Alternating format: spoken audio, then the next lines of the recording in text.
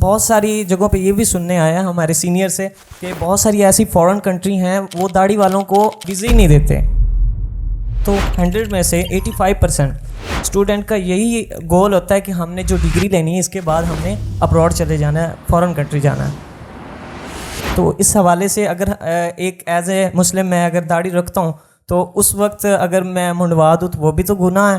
تو اس سے پہلے کچھ لوگ تو یہی سوچ لیتے کہ اس سے پہلے ہم رکھتے ہی نہیں ہیں. یاد رکھیں مسلمان, ہمارا رزق اللہ نے مقرر کیا ہوا ہے, نہ ایک دانہ زیادہ آئے گا نہ کم آئے گا, یہ یاد رکھیں. اچھا, ہمارا رزق جہاں لکھا ہے نا وہاں ہم خود ہی پہنچ جائیں گے. رزق کے معاملے میں اور ہر معاملے میں اللہ پر توکل کرنا چاہیے. میں داڑھی رکھوں گا تو مجھے جاب نہیں ملے گی, مجھے ایبراڈ نہیں جانے دیا جائے گا, تو یہ سوچ درست نہیں ہے. اور دنیا بھر میں داڑھیوں والے پائے جاتے نہیں پائے جاتے. الحمدللہ میں نے تو وہ بڑے بڑے اسپیشلسٹ, آئی اسپیشلسٹ اور کتنے وہ کیا آپ کہتے ہیں کنسلٹنٹ, وہ داڑھیوں والے دیکھے, امامے والے دیکھے, دعوت اسلامی کے اندر ہیں. داڑھی کی برکت سے اللہ کریم نے ہمیں اس کام سے بچا لیا جو ہمارے حق میں بہتر نہیں تھا. یہ ذہن بنانا چاہیے. سنت کی برکت ہوگی یا کوئی نقصان ہوگا؟ فرمائے برکت ہوگی نا. میرے آقا علیہ الصلوۃ والسلام سراپا برکت ہیں, آپ کے ارشادات بابرکت ہیں, آپ کا شہر بابرکت ہے, آپ کے ارشادات بابرکت, آپ کے صحابہ بابرکت, آپ کی اولاد بابرکت, آپ کا دین بابرکت. اور جو ان سنتوں کو اپنائے گا انشاءاللہ وہ بھی برکتیں پائے گا.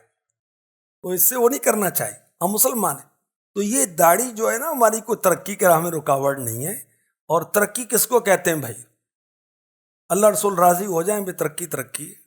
کامیاب کون ہے؟ جس سے اللہ راضی ہے, اس کے رسول راضی ہے. اور دنیا کب تک ہے؟ جب تک ہم زندہ ہیں. اور اس کے بعد آخرت ہے. کتنے عرصے کے لیے؟ فار ایور, ہمیشہ کے لیے.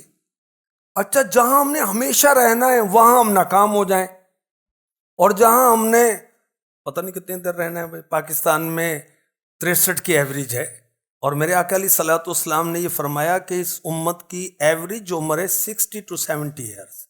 اس کے بیچ میں پار ہو جائیں گے بھائی, کوئی نہ کوئی بہانہ بنی جائے گا موت کا. آخرت تو ہمیشہ کے لیے. ایک تو ہماری کامیابی, ہم سمجھتے کامیابی یہ کہ بڑا گھر ہو, گاڑی بھی بڑی ہو, بینک بیلنس بھی ذرا ہو, نام بھی ہو. تو یہ تو چیزیں غیر مسلموں کے پاس مسلمانوں سے زیادہ ہیں. دنیا کی کامیابی عارضی طور پر جو ملتی ہے, دنیا عارضی, مال دولت, عزت, شہرت, گاڑیاں, پراپرٹیز, یہ کامیابی عارضی ہے, حقیقی نہیں ہے. حقیقی آخرت والی ہے. اور دنیا کی زندگی کو کیا کہا گیا؟